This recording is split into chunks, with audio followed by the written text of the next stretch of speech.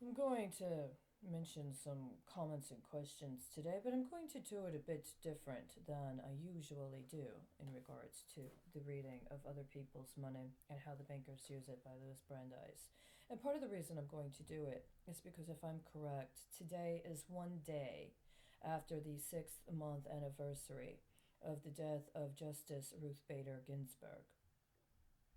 I say this because when I was just on my way to college, unbeknownst to me at the time, the Supreme Court of the United States was considering an opinion regarding allowing women cadets to attend what had previously been exclusively male military academies.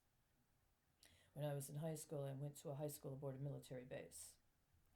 It was never broached to me the possibility of attending a military academy. I was the first person in my family to try to go to college. I was told about a particular university I understood to be elite.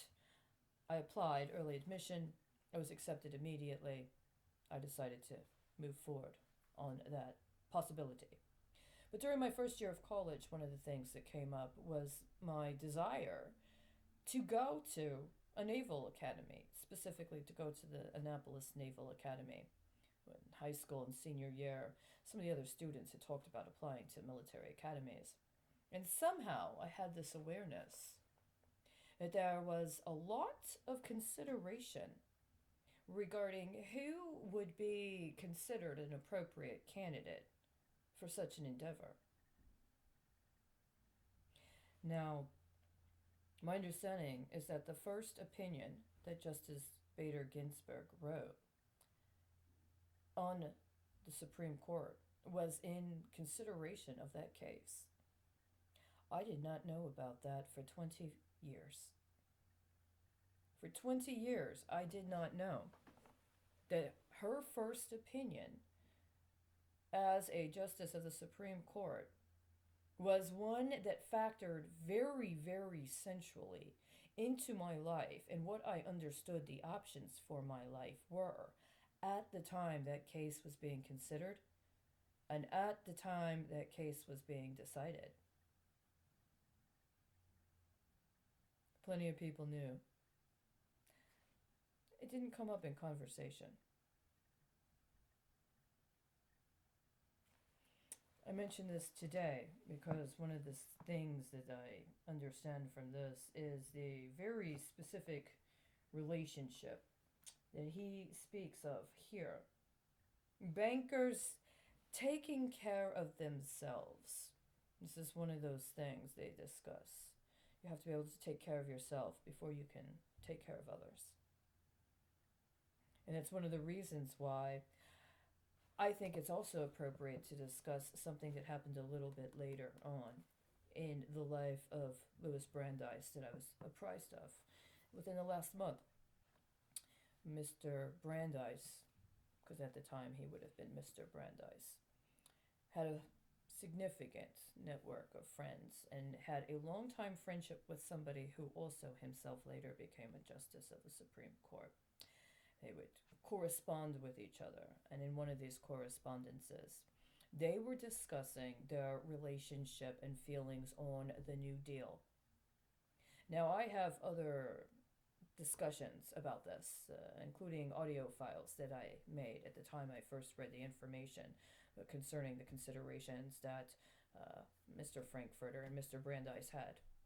But one of the things it discussed is that at the original time of the New Deal, when they were discussing the commitments and outlays that were made, one of the major things they also had to take into consideration was the fact that there had been a commitment to 5 years worth of appropriations at a specific amount, but that after the first few years in, not only did they not maintain the commitments they had set up per year, but they did not intend to maintain it for the length of time they had originally committed to. This was the outlay process that was a part of the onset of the Social Security program. The Social Security Administration and the programs we now call Social Security were set up under such pretenses. The program was approved with an understanding that it correlated with a process of at least 10 years worth of outlays at a certain amount in the valuation of the program and the intent, as well as what was to be considered in the characterization of the benefits that were to be made available later on, especially in consideration of it being connected to end-of-life care. Was it maintained?